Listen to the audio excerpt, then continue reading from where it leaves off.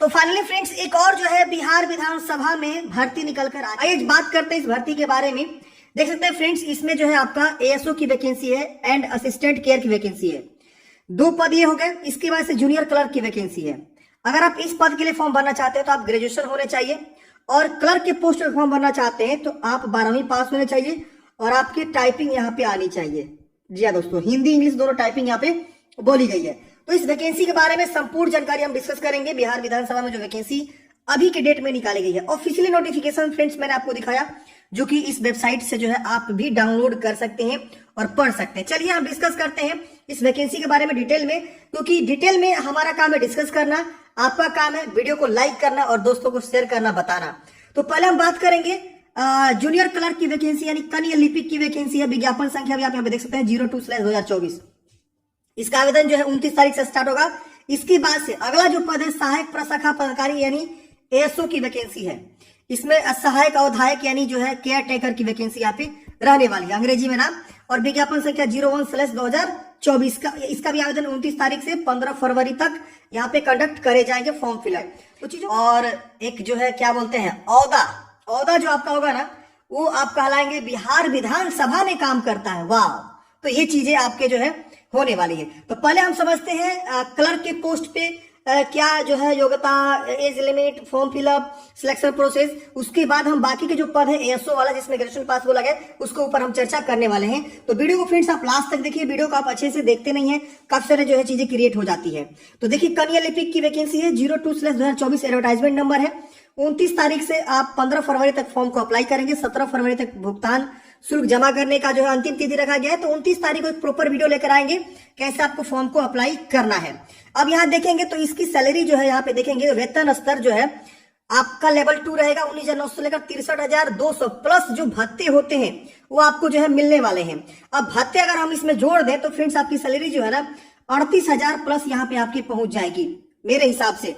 But ये ups down होते रहता है, अलग अलग सेंट्रल वाइज, स्टेट वाइज और पोस्टिंग वाइज। तो ये बिहार विधानसभा की पोस्टिंग है, तो इसमें जो है आपके इतने के आसपास जो है आपकी सैलरी, जो आपकी बेसिक सैलरी होती है वो आपको यहाँ पे रहने वाला है। ठीक है ना। तो ये है 29 तारीख से फॉर्म फिलअप स्टार्ट है, 15 फरवरी लास्ट डेट है। अब यहाँ देखेंगे तो नंबर ऑफ पोस्ट जो है 19 रहने वाला है, और महिलाओं के लिए इसी पद में से 35% रिजर्व करके 9 पद जो है यहाँ पे क्रिएट किया गया है। इसमें देखेंगे तो इंटरमीडिएट आप पास है तो फॉर्म को अप्लाई कर सकते हैं, किसी भी विषय में इंटरमीडिएट तो फॉर्म को अप्लाई कर सकते हैं, कोई दिक्कत नहीं होने वाला है। अथवा समकक्ष लिखा गया है तो कोई डिप्लोमा किया हुआ 3 इयर्स वाला मैट्रिक के बाद वो भी यहाँ पे फॉर्म को अप्लाई कर सकता है। अगर आप बिहार के निवासी हैं तो अपना जो है जाति निवास या बनवा लेंगे, आप SC ST से हैं तो। अगर आप ओबीसी आएंगे, ओबीसी 2 भागों में बढ़ जाता है, एक BC 1 हो जाता है, एक BC EBC हो जाता है, ऐसे होता है। BC और EBC होता है बिहार में। तो इन दोनों को जो है OBC नॉन क्रीमिलियर जो है बनवाना होगा और निवास बनवाना होगा। फॉर्म भरते समय आपसे मांगे जाएंगे, यहाँ देखिए लिखा हुआ है। अगर कोई विवाहित अविवाहित महिला है तो अपने पिता के स्थायी पता से निर्गत जो अपना जाति प्रमाण पत्र करवाएंगी, या क्रीमिलियर है वो भी अपना यहाँ पे पिता के स्थायी पता से होना चाहिए। ये आप समझ गए। उम्र सीमा की बात करें तो 1 अगस्त 2023 को आपकी उम्र सीमा 18 वर्ष होनी चाहिए। अधिकतम जो है 37 वर्ष जनरल के लिए, जनरल या अदर स्टेट के कोई कैंडिडेट से भले वो किसी कैटेगरी से आता हो, 37 वर्ष उम्र सीमा जो है बोला गया है। और महिला के लिए भले वो जो है जनरल हो, बिहार के निवासी हो, पिछड़ा वर्ग अत्यंत पिछड़ा वर्ग 40 वर्ष उम्र सीमा यहाँ पे रखा गया है। यहाँ महिला पुरुष पिछड़ा और अत्यंत पिछड़ा वर्ग 40 वर्ष। SC ST महिला पुरुष के लिए 42 वर्ष की उम्र सीमा यहाँ पे रखी गई है। अब बात करें परीक्षा की पद्धति, तो मात्र 2 एग्जाम देना है। जी हाँ दोस्तों, पहला एग्जाम आपका रिटन एग्जाम होगा, उसके बाद आपको टाइपिंग देना है, बस इसका सिलेक्शन यही है। डेट्स ऑल, खत्म। आपकी सैलरी उठना शुरू, आपका जॉब लग गया। अब यहाँ देखेंगे तो परीक्षा की पद्धति जो है 2 चरणों में परीक्षा ली जाएगी। प्रथम जो है प्रारंभिक परीक्षा कहलाएगी, जो बहुविकल्प वस्तुनिष्ठ प्रकार की होगी, OMR यानी ऑफलाइन एग्जाम होगा, हिंदी अंग्रेजी, उसके बाद से आपकी टाइपिंग होगी। यानी जो प्रारंभिक परीक्षा में सफल होगा उनको जो सीधे हिंदी और अंग्रेजी की टाइपिंग यहाँ पे देना होगा। प्रारंभिक परीक्षा की बात करें तो इसमें जो है बोला गया है कि 100 प्रश्न होंगे, 2 घंटे आपको समय मिलेंगे। 400 अंकों की आपकी परीक्षा होगी, एक सही उत्तर के लिए 4 अंक मिलेंगे और गलत उत्तर के लिए 1 अंक की काट ली जाएगी। अब यहाँ पे देखेंगे तो सामान्य अध्ययन से 50 क्वेश्चन यहाँ पे रहेंगे, सामान्य विज्ञान गणित से 20 क्वेश्चन, मानसिक क्षमता जांच एवं तार्किक यानी रीजनिंग से 30 क्वेश्चन आपके यहाँ पे पूछे जाएंगे। अगर हम बात करें सिलेबस की तो यहाँ पे आप देख सकते हैं सामान्य अध्ययन से आपका जो है सिलेबस यहाँ दिया गया है जो कि आपको यहाँ पे ये सब चीजें जो है पढ़नी होती है। और इसकी वजह से सामान्य विज्ञान गणित में आपको क्या क्या पढ़ने हैं, यहाँ पे आपको जो है सिलेबस दे दिया गया है। इसकी वजह से mental ability and logical reasoning में आपको क्या क्या पढ़ना है, यहाँ पे सिलेबस इन्होंने डिटेल में दे दिया है।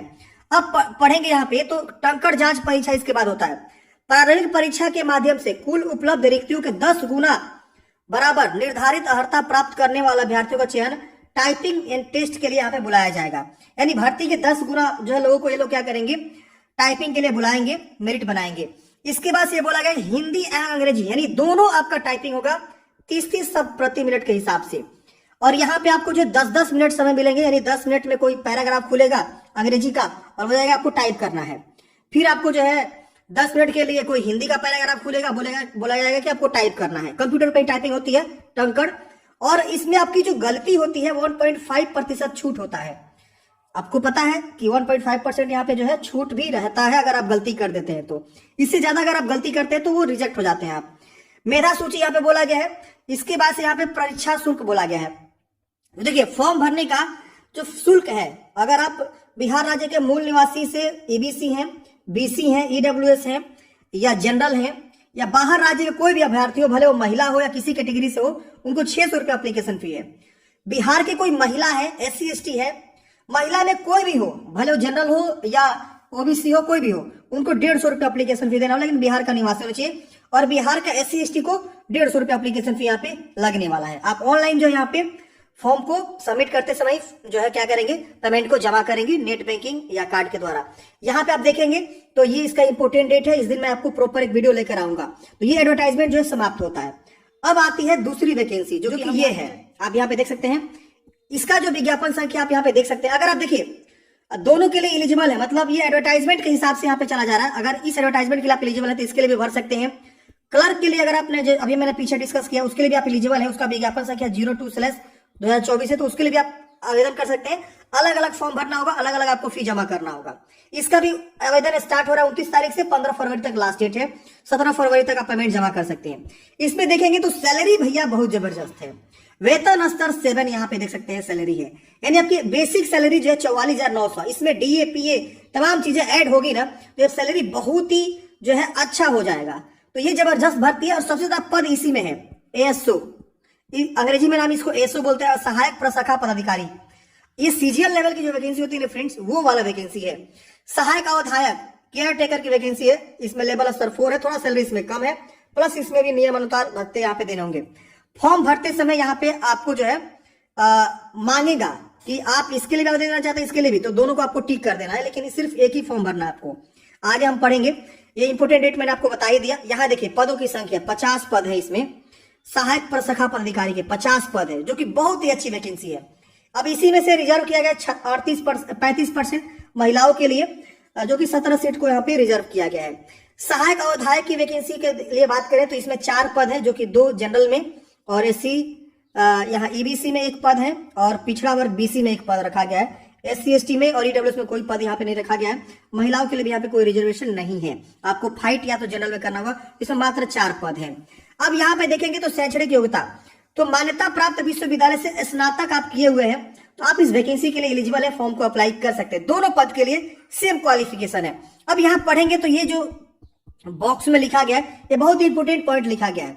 वांछित शैक्षणिक योग्यता रखने वाले आवेदक 1 से अधिक पदों के लिए अभ्यर्थी हो सकते हैं। इसके लिए उन्हें पदवार अलग अलग ऑनलाइन आवेदन देने की आवश्यकता नहीं है। ऑनलाइन आवेदन भरने के क्रम में रजिस्ट्रेशन फॉर्म भरते समय शैक्षणिक योग्यता के आधार पर दर्शाए गए संबंधित पदों के बगल में दिए गए बॉक्स में सही यानी टिक चिन्ह आपको जो है लगा देने से वे उस पद के लिए भी अभ्यर्थी समझे जाएंगे। मतलब क्या, मान लीजिए आप इसके लिए भी एलिजिबल हैं और इसके लिए भी एलिजिबल है, दोनों के लिए अप्लाई करना चाहते हैं, तो रजिस्ट्रेशन करते ही आपसे बोलेगा कि आप किसके लिए आवेदन देना चाहते हैं।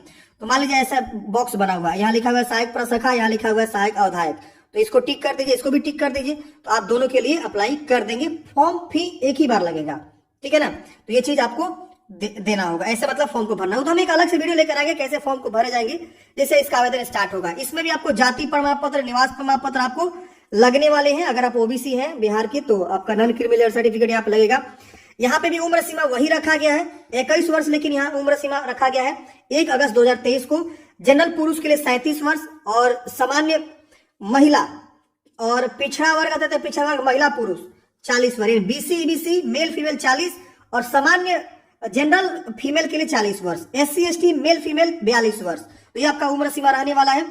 परीक्षा की पद्धति इसमें देखेंगे तो 2 एग्जाम होगा। एक आपका जो है प्रथम एग्जाम होगा प्रारंभिक परीक्षा, फिर आपका मुख्य परीक्षा होगा। तो इसका 2 एग्जाम होने वाला है। जिस तरह से सीजीएल में होता है एग्जाम, उसी तरह से इसका भी यहाँ पे विषय वस्तुनिष्ठ होने वाला है। इसमें भी ओएमआर होगा, ऑफलाइन ही एग्जाम होगा। प्रारंभिक परीक्षा में देखिए बोला गया कि 2 घंटे के आपको समय यहाँ पे दिए जाएंगे, जिसमें 100 प्रश्न होंगे, 400 अंकों की यहाँ पे आपकी परीक्षा होगी। 4 अंक मिलेंगे एक सही उत्तर के लिए, गलत उत्तर पे 1 अंक काट लिए जाएंगे।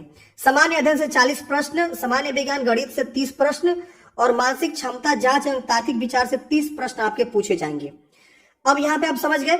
अब इसका पाठ्यक्रम आपको देखिए बताया गया, सामान्य अध्ययन में क्या पाठ्यक्रम रहेगा, सामान्य विज्ञान गणित में क्या पाठ्यक्रम रहेगा, सिलेबस, और मानसिक क्षमता तार्किक विचार में आपको क्या क्या पढ़ना है यहाँ पे जो है दे दिया गया सिलेबस में। तो आप इसी तरह से जो है सिलेबस के हिसाब से आप तैयारी करेंगे। अब यहाँ पे बात आती है कि प्रारंभिक परीक्षा के माध्यम से कुल उपलब्ध रिक्तों के 10 गुना संख्या के बराबर निर्धारित अर्हता प्राप्त करने वाले अभ्यर्थियों का चयन मुख्य परीक्षा हेतु किया जाएगा। यानी आप प्री एग्जाम क्वालिफाई कर जाएंगे प्रारंभिक परीक्षा, उसके बाद आपको मुख्य परीक्षा देना होगा। मुख्य परीक्षा के लिए मेरिट लिस्ट 10 गुना वैकेंसी का जो यहाँ पे बनने वाला है। लेकिन यहाँ पे ध्यान देना होगा, अभी आपको मुख्य परीक्षा के बारे में कोई भी जानकारी नहीं दिया गया है। यहाँ लिखा हुआ है कि जो भी कैंडिडेट्स प्रारंभिक परीक्षा पास कर जाएंगे उनको जो है दोबारा से फॉर्म भरना होगा मुख्य परीक्षा के लिए। जिस तरह से बिहार सीजीएल चलता है उसी तरह से ये भी है। तो मुख्य परीक्षा के लिए अलग से विज्ञापन प्रकाशित किया जाएगा, और जब विज्ञापन प्रकाशित होगा उसी समय आपका जो मुख्य परीक्षा का भी सिलेबस यहाँ पे शो करे जाएंगे, और उसका अलग से आपको फॉर्म भरना होगा, उसके लिए आवेदन शुल्क अलग से देना होगा, और उसके बाद आपका जो है मुख्य परीक्षा होगा और फिर आपका सिलेक्शन होगा। तो ये चीजें यहाँ पे जो है होती है। परीक्षा शुल्क इसमें भी सेम रहने वाला है, 600 रुपया और 150 रुपया, जो कि मैंने आपको स्टार्टिंग में बता दिया है। इसके बाद से इसका भी इंपोर्टेंट डेट वही रहने वाला है, आप यहाँ पे देख सकते हैं। तो ये वैकेंसी फ्रेंड जो है निकल कर आ चुकी है बिहार विधानसभा सचिवालय के द्वारा। आई होप आपको समझ में आया होगा। 2 पदों के बारे में मैंने डिस्कस किया, 2 विज्ञापन के बारे में, एक जो है एएसओ और एक जो है क्लर्क के पद पे वैकेंसी निकाली गई है। अगर आप दोनों के लिए एलिजिबल है तो दोनों के लिए फॉर्म को अप्लाई कर सकते हैं। अलग अलग फॉर्म भरना होगा, अलग अलग आपको एप्लीकेशन फीस जमा करना होगा। आपके मन में कोई भी डाउट्स है, कमेंट बॉक्स में पूछिएगा। मिलते हैं किसी नेक्स्ट वीडियो में। जय हिंद।